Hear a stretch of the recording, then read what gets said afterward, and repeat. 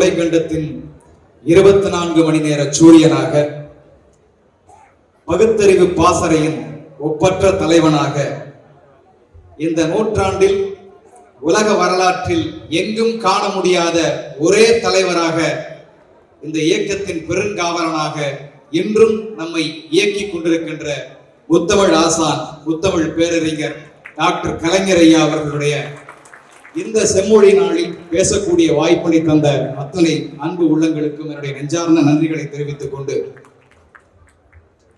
இந்த மேடையில் ஒரு அற்புதமான மேடையா இதை நான் பார்க்கிறேன். ரொம்ப பெருமை மிகுந்த ஒரு முழுமையான மேடையா இந்த மேடை அமைந்திருக்கிறது. ஏன்னா எங்கள் நெஞ்சுக்கு நெருக்கத்திற்குரிய நண்பர்களை ஒரே இடத்தில் சந்திப்பதும், அவர்கள் எல்லோரும் சேர்ந்து எல்லோரது நெஞ்சத்தில் இருப்பவர்களை பற்றியும் இங்கே பேசுவது அப்படிங்கிறது சில அபூர்வமான மேடைகள்ல தான் கிடைக்கும். அப்படிப்பட்ட ஒரு சபை, அப்படிப்பட்ட ஒரு மேடை இந்த நிகழ்ச்சி. எங்கள் அருமைக்குரிய திரைத்துறையில் பல்லாயிரம் சாதனைகளை தன்னுடைய திரைப்படங்களின் மூலமாக நிகழ்த்தி கொண்டிருக்கிற எங்களுடைய திரையுலகத்தின் பீஷ்மராக நாங்கள் நின்று கருதுகிற, என்றுமே இளமையோடும் வலிமையோடும் இருக்கிற புரட்சி தமிழர் எங்கள் அன்புக்குரிய சகோதரர் நடிகர் சத்யராஜ் அவர்களுக்கு என்னுடைய பெருமை மிகுந்த வணக்கம். நான் திரைப்பட பாடல் எழுத வரும்போது அவர் கதாநாயகனாக நடித்த பல படங்களுக்கு நான் பாட்டு எழுதியிருக்கிறேன். நம்முடைய சுந்தர் சி சாருடைய டைரக்ஷன்ல பல படங்களுக்கு அவர் பாட்டு எழுதியிருக்கேன். அப்பதான் அவரை சந்தித்து பேசக்கூடிய ஒரு அனுபவம் பழக்கம் எனக்கு ஏற்பட்டுச்சு. அதன் தொடர்ச்சியாக பல சந்திப்புகள், பல இனிமையான நிகழ்வுகள் அவரோட இருக்கு. இருப்பினும் அவரை பார்த்து நான் வியக்கிற ஒன்று என்னன்னா, சமீபத்தில் நாங்கள் இருவரும் சேர்ந்து ஒரு படத்தில் பணியாற்றினோம். அது சாருகேசி அப்படின்னு சொல்லிட்டு ஒரு இசை காவியம், உண்மையிலேயே ஒரு இசை காவியமாக அந்த படத்தை director Suresh Krishnan sir direction பண்ணிட்டார். அந்த படம் அடுத்த மாதம் வெளியாகிறது. அந்த படத்துல முழு வசனங்களும் பாடல்களும் எழுதக்கூடிய ஒரு வாய்ப்பு எனக்கு கிடைச்சது. அதை நான் எழுதியிருந்தேன். அதுல அந்த கதாபாத்திரத்தை சொல்ல முடியாது, ஆனா அதுல ஒரு மிக மிக முக்கியமான ஒரு கதாபாத்திரத்தை நடிகர் சத்யராஜ் அவர்கள் அதுல நடிச்சிருப்பாரு. அப்ப வசனம் எழுதுறதுக்கு முன்னாலே எனக்கு டைரக்டர் சுரேஷ் கிருஷ்ணா சார் சொன்னாரு, இந்த ரோலை சத்யராஜ் சார் தான் பண்றாரு அப்படின்னு சொன்ன உடனே நான் முதல்ல வேற ஒரு வெர்ஷன் எழுதியிருந்தேன், வசனங்கள் டைலாக்ஸ் எழுதியிருந்தேன். சத்யராஜ் சார் இந்த ரோல் பண்றாருன்னது எனக்கு ஒரு பெரிய ஆச்சரியமா இருந்தது. அவர் பெரியார் படம் நடித்தது என்பது ஒரு மிகப்பெரிய ஒரு சாதனை. ஆனா இந்த கதாபாத்திரம் அதுக்கு நேரடியான ஆப்போசிட்டான ஒரு கதாபாத்திரம். அது பெரிய விஷயம் சார், பெரியார நடிக்கிறத விட. ஏன்னா பெரியார் உங்களுக்குள்ளே இருப்பவர், அதை நீங்க நடிச்சீங்க. ஆனா அதுக்கப்புறம் இந்த படத்துல படம் வரும்போது உங்களுக்கு தெரியும், அப்ப சார் நடிக்கிறாரு அப்படின்னா மொத்தமா அவருடைய பாடி லாங்குவேஜ், அவருடைய ஸ்டைல் என்னன்னு எனக்கு தெரியும். ஏன்னா நான் சபர்பன் பள்ளியில படிக்கும் போது எனக்கு சீனியர் அவரு. அவர் அவங்க எதிர் வீட்டுல இருக்கிற அவங்க வீட்டுக்கு வருவார். அங்கதான் ஒரு வீடு கோயம்புத்தூர்ல. அப்ப மாணவனாக இருக்கும்போது நாங்கெல்லாம் ஓடி போய் சத்யராஜ் சார் பக்கத்துல இருந்து போட்டோ எடுத்துக்கணும்னு சொல்லி போய் அவர் பக்கத்துல முடி அடிச்சு நிற்போம். அப்ப கை குடுக்கி அவரு எங்களுக்கு எல்லாம் கை கொடுத்தாரு. நான் இப்ப எனக்கு ஞாபகம் இருக்கு, அவர் கை கொடுக்கும் போது அவர் கை ஃபுல்லா கருப்ப முடி, அந்த முடியெல்லாம் முடிச்சு இழுத்து பார்த்திருக்கேன் நான். இப்படி எல்லாம் அவர் மேல ஒரு அன்போட இருந்து, அதுக்கப்புறம் அவர் படத்துல பாட்டு எழுதி அப்புறம் அவரோட இந்த மேடையெல்லாம் பகிர்ந்து கொள்வது அப்படிங்கிறது ஒரு மிகப்பெரிய மகிழ்ச்சி. அதுவும் அதன் காரணமும் இந்த தமிழின தலைவன் தான் அதற்கான காரணம் அப்படின்றது கூடுதலான ஒரு மகிழ்ச்சி. அதே போலவே எனக்கு முன்னால் பேசிய அற்புதமான இலக்கிய சொற்பொழிவாளர் புலவர் ராமலிங்கம் ஐயா அவர்கள், அவருடைய பேச்சுக்களை 2 நாளைக்கு முன்னால யூடியூப்ல அவருடைய பேச்சு, நம்ம தான் வீட்டுக்கு வீடு கொண்டு எல்லாருடைய பேச்சுக்களையும் சேர்த்துருது. அப்படி அவருடைய பேச்சை கேட்டு ரசிச்சுட்டு இருந்தோம். இலக்கியம் மட்டும் இல்ல, பட்டிமண்டபம் மட்டும் இல்ல, இன்றைக்கு அவர் கலைஞர் பற்றி சொன்ன அந்த அரிதான கருத்துக்கள் பராசக்தி படத்தை பத்தி எல்லாம் அவர் சொல்லும் போது அவ்வளவு மெய்சிலிருப்பாக இருந்தது. அப்படிப்பட்ட ஒரு ஆளுமை மிகுந்த ஒரு தமிழ் பேச்சாளர், அவரோடு இந்த மேடையை பகிர்ந்து கொள்வதும் சரி. எனக்கு மிக நெருக்கமான இன்னொரு நண்பர் நடிகர் அஜய் ரத்னம். அவர் நடிகர் அஜய் ரத்னம் அப்படிங்கிறதுல உயர்ந்த மனிதர் அஜய் ரத்னம் அப்படின்னு நான் சொல்லுவேன். அவர் உயரமா இருக்கிற காரணத்தால் மட்டும் இல்ல, அவர் நடிப்பையும் தாண்டி அவர் ஒரு பணி செய்து கொண்டிருக்கிறார் சமூகத்திற்கு, அதுவும் மாணவ சமூகத்துக்கு. அந்த பணி என்ன நீங்க தெரிஞ்சுக்கணும். பல காலமா செஞ்சுட்டு இருக்காரு. மாணவர்கள் தேர்வில் எப்படி ஜெயிப்பது என்பதை ஒரு சமூக கடமையாக ஒவ்வொரு பள்ளிக்கும் ஒவ்வொரு கல்லூரிக்கும் சென்று ஒரு அற்புதமான ஒரு திட்ட வடிவமைப்பை உருவாக்கி, அதுவும் குறிப்பா கவர்மெண்ட் ஸ்கூலுக்கு போய் அங்க இருக்கிற அரசு பள்ளி மாணவர்களுக்கு பயிற்சி தருகிற ஒரு தேர்வு பயிற்சியாளராக, ஒரு மோட்டிவேஷன் ஸ்பீக்கராக, ஒரு தன்னம்பிக்கை பேச்சாளராக இன்னொரு புறம் அவர் இயங்கி கொண்டிருக்கிறார். அப்படிங்கிறது அதனாலதான் அவருடைய உயர்ந்த மனிதர் அப்படிங்கிற ஒரு வார்த்தையால் நான் குறிப்பிட்டேன். அப்படிப்பட்டவரோடும் மற்றும் மேடையில் அமர்ந்திருக்கிற அத்தனை ஆளுமைகள், அத்தோடு இந்த நிகழ்ச்சி முழுமைப்படுத்தி இருக்கிற எங்கள் எல்லோரையும் இந்த மாதிரி நிகழ்வுகளில் ஒன்று சேர்க்கிற, விழா நடத்துவதே தன்னுடைய வாழ்க்கையாக, எத்தனை விழா நடத்தினாலும் விழாத ஒரே நாயகராக இருக்கக்கூடிய ஒரே அமைச்சர், என் மீது எப்போதுமே ஒரு தனிப்பட்ட பாசத்தை பேரன்பாக செலுத்திக் கொண்டிருக்கிற என்னுடைய அண்ணன் அப்படிங்கிறது எனக்கு ஒரு பெரிய மகிழ்ச்சி. தனிப்பட்ட மன நிறைவு உண்டு. அதிலும் குறிப்பா இன்னைக்கு சிலர் கூடி நடத்திய முருகன் மாநாடு, நான் பேச வேணாம்னு நினைச்சேன், இருந்தாலும் அது மனசு கேட்க மாட்டேங்குது. சிலர் கூடி நடத்திய முருகர் மாநாட்டால் உண்மையில் முருகரை கோபத்தில் இருக்கிறார். என்ன பண்றதுன்னு தெரியல. உச்சகட்ட கோபத்தில் இருக்கும். பக்தர்களுக்கு கோபமா இருந்தாலோ, பக்தர்களுக்கு ஏதாவது ஒரு பிரச்சனைனாலோ அறநிலையத்துறை தான் அதை சரி செய்யணும். முருகரை கோபத்தில் இருக்கும்போது யார் சரி செய்வா? அதுவும் அறநிலையத்துறை தான் செய்யணும். அதனால உச்சகட்ட கோபத்தில் இருக்கிற முருகரை, முருகப்பெருமானை, நான் தீவிரமான முருக பக்தர், எங்கள் முருகப்பெருமானை கோபம் தனித்து குளிர்விப்பதற்காக திருச்செந்தூர் குடமுழுக்கில் ஓய்வில்லாமல் உழைத்துக் கொண்டிருக்கிற 7ஆம் தேதி தான் ஒரு கூல்டவுன் ஆவார். அதற்காக ஓய்வில்லாமல் உழைத்துக் கொண்டிருக்கிற எங்கள் பேரன்புக்குரிய அமைச்சருக்கு என்னுடைய அன்பான வணக்கங்களையும், மேடையில் இருக்கிற அத்தனை அன்பு உள்ளங்களுக்கும், எதிரே அமர்ந்திருக்கிற அத்தனை கலைஞரின் பிள்ளைகளுக்கும் என்னுடைய நெஞ்சார்ந்த வணக்கங்களை சொல்லிக்கிறேன். நண்பர்களே, இது ஒரு பெரிய ஆச்சரியமான ஒன்று. என்ன அப்படின்னா, நான் சுருக்கமாக என்னுடைய உரையை நிறைய மணி ஆயிடுச்சு நிறைவு செய்யற ஒரு பெரிய ஒரு ஆச்சரியமான ஒரு விஷயம் என்னன்னா, ஒரு மனிதரை பற்றி 100 மணி நேரம் பேசலாம். ஒரு மனிதனுடைய சாதனைகளை, ஒரு தலைவருடைய சாதனைகளை பற்றி 100 மணி நேரம் பேசுறதே ரொம்ப பெரிய விஷயம் இந்த காலகட்டத்தில். ஆனா ஒரு மனிதரை பற்றி தொடர்ச்சியா 100 ஆண்டுகளாக பேசிக் கொண்டிருக்கிறோம். இன்னும் 100 ஆண்டு ஆனாலும் பேச போகுது. எனக்கு நல்ல ஞாபகம் இருக்கு. ஒரு 40 வருஷத்துக்கு முன்னாலெல்லாம் என்னுடைய சொந்த ஒரு கும்பகோணம் பக்கத்தில் இருக்கக்கூடிய ஒரு சிறு கிராமம், உட்கோட்டைங்கிற ஒரு பகுதி.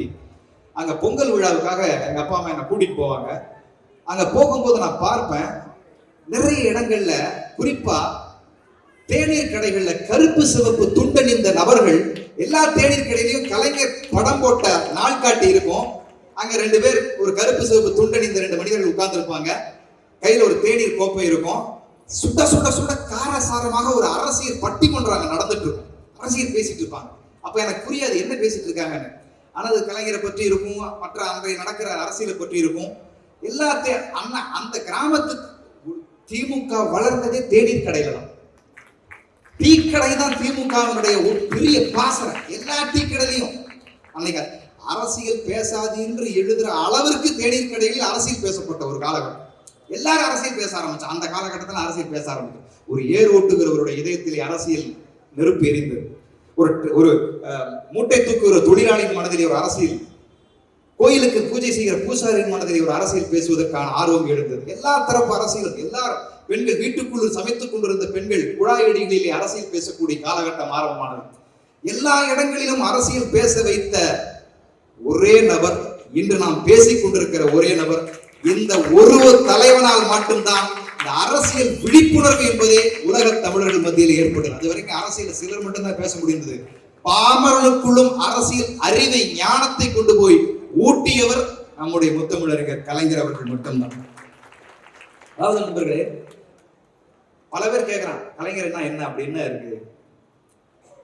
இன்னைக்கு தமிழ்நாட்டில் கலைஞர் அப்படிங்கிறது ஒரு சொல் அல்ல, அது ஒரு சொல்ல பார்க்கவே முடியாது. அப்பா அப்படிங்கிறது ஒரு சொல் தான், ஆனா அதை சொல்ல பார்க்க முடியாது.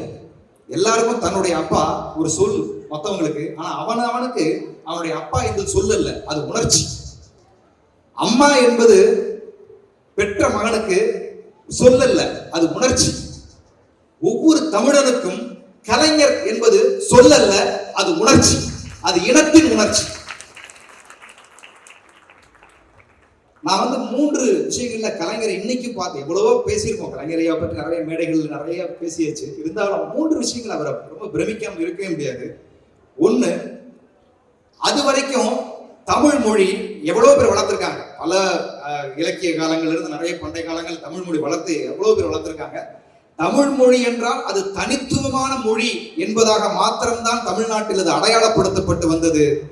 அது அறிஞர் அண்ணா, பெரியார், கலைஞருக்கு பிறகுதான் தமிழ் மொழி என்றால் அது தன்மானத்தோடு தொடர்புடைய ஒரு மொழி அப்படிங்கிற ஒரு பதாகை என்பது எழுப்பப்பட்டது. அது கலைஞருடைய அந்த தமிழ் மூலமா தான் நமக்கு கிடைச்ச ஒரு பெரிய பெருமை. அதே மாதிரி தன்னுடைய 6வது வயசுல போராட ஆரம்பிச்ச ஒரு மனுஷன் 6 வயசு இருக்கும்போது ஒரு கோயில்ல ஒரு கோயில் பிரசங்கம் நடக்குது. அங்க ஒரு பெரியவர் சொற்பொழிவாற்றி கொண்டிருக்கிறார். அவர் சொல்றாரு, உயிர்கள் கொல்லாமை பற்றி பேசிக் கொண்டிருக்கிறார். உயிர்களை கொன்று உண்ணக்கூடாது, பாவங்களில் எல்லாம் பெரும் பாவம், அப்படி பண்ணுனா நமக்கு நரகம் தான் கிடைக்கும் அப்படிங்கிற மாதிரி உயிர்களை கொல்லாமை பற்றி பேசிக் கொண்டிருக்கிறார். அப்போது எதிரே அமர்ந்த கூட்டத்தில் இருக்கிற ஒரு 6 வயசு பையன், அந்த 6 வயசுல என்ன புரிஞ்சிருக்கும், அவர் எந்திரிச்சுக்கிறாரு. அந்த பையன் கேட்கிறான், ஐயா, உயிர்களை எல்லாம் கொன்றா தவறுன்னு சொல்றீங்க, ஆனா இன்னைக்கு அறிவியல் கண்டுபிடிப்புல மரம் செடி கொடிகளுக்கும் உயிர் இருக்குன்னு சொல்றோம். அப்ப அந்த மரம் செடி கொடிகள்ல இருக்கிற காய்கனிகளை நம்ம எடுத்து சாப்பிட்றோமே, அது உயிர் கொலை இல்லையா அப்படின்னு கேட்கிறான் அந்த பையன். 6 வயசுல ஏற்பட்ட பகுத்தறிவு வெளிச்சம். பேசிக் கொண்டிருக்கிற அந்த ஆன்மீக பேச்சாளருக்கு ஒரு அதிர்ச்சி, என்னடா நம்மளே கேள்வி கேட்கிறானே அப்படின்னு அவனை மடக்கிறதுக்காக, தம்பி, நீ கேட்கிற கேள்வி நியாயம் இருந்தாலும் மரத்தினுடைய வேறு பகுதியில தான்ப்பா உயிர் இருக்கும், நாம பறித்து சாப்பிட்றதுடைய காய்களையும் கனிகளையும் தான், அதனால அதுக்கு உயிர் போகாது அப்படிங்கிறாரு. அந்த பையன் அதோட உட்காரல.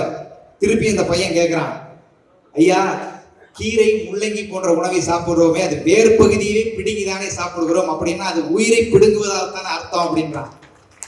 சொற்பொழிவுக்கார பதில் சொல்ல முடியல. தம்பி உட்கார், நான் அப்புறமா உன விளக்கம் சொல்றேன் ஆண்மொழிக்கு பேச்சு ஆரம்பிச்சிடுறாரு. 6 வயதில் கேள்வி கேட்க ஆரம்பித்த, நியாயத்திற்கு தன்னுடைய பகுத்தறிவிற்கு விளக்கம் கேட்க ஆரம்பித்த அந்த இதயம் கடைசி துடிப்பு அடங்கிய பிறகும் போராடி அந்த இடத்தை பெற்றது அப்படிங்கிறத அந்த தலைவனுக்கு உண்டான தனித்துவமான வரலாற நான் பார்க்கிறேன்.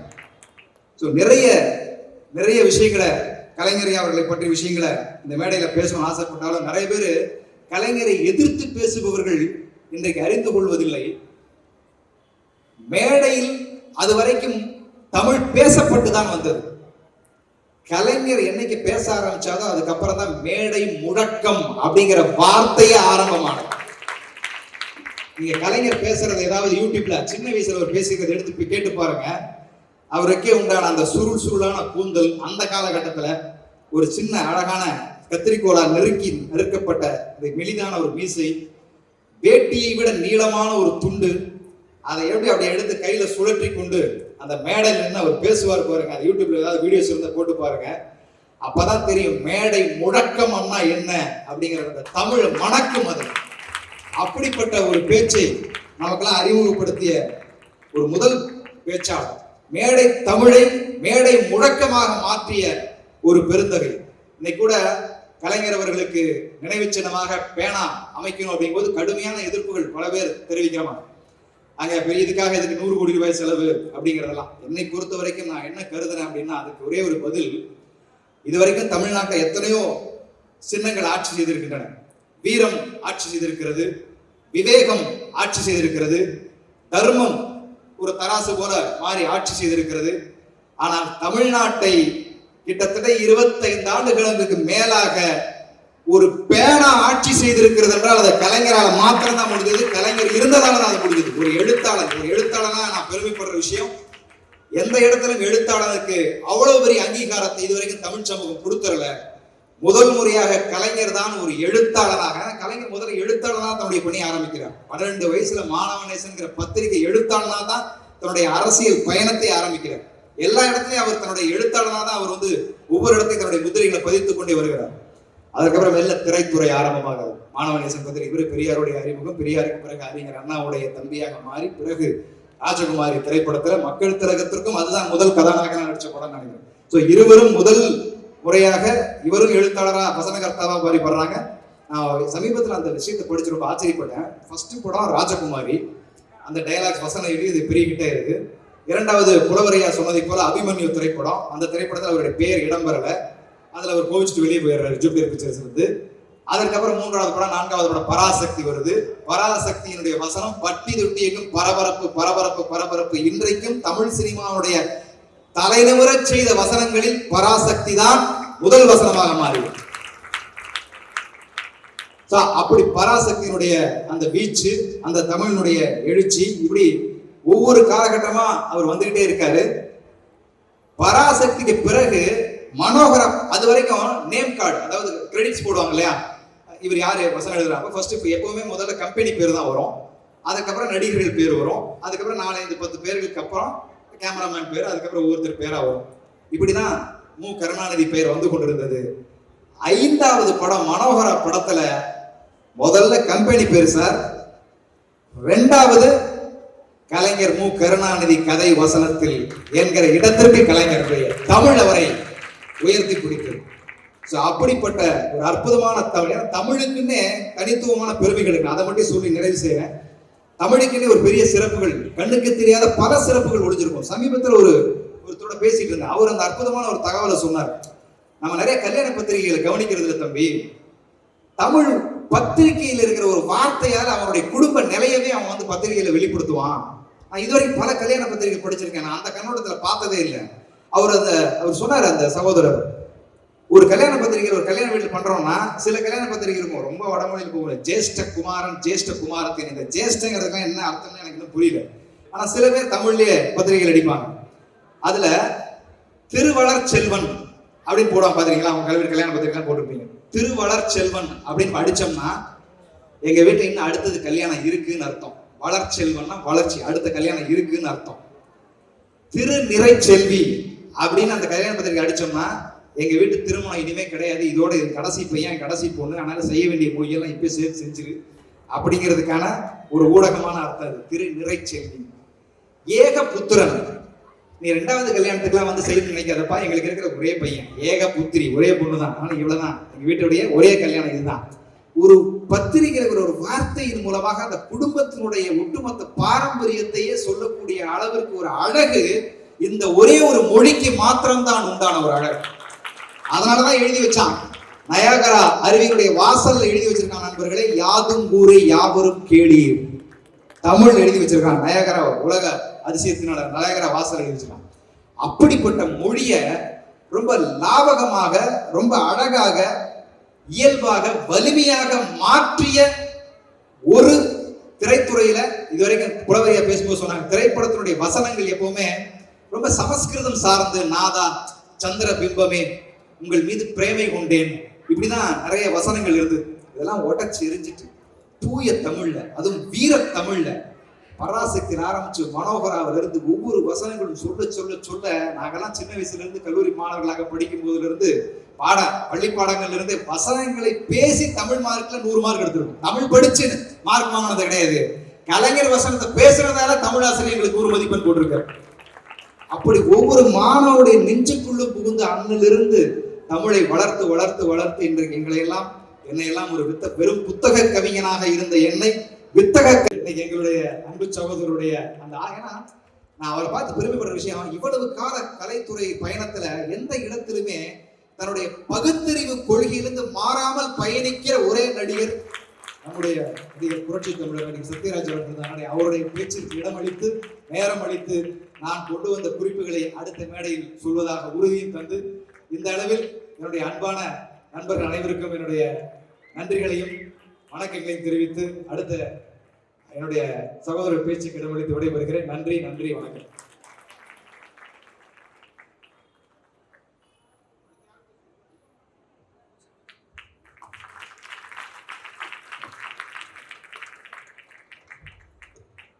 அடுத்ததாக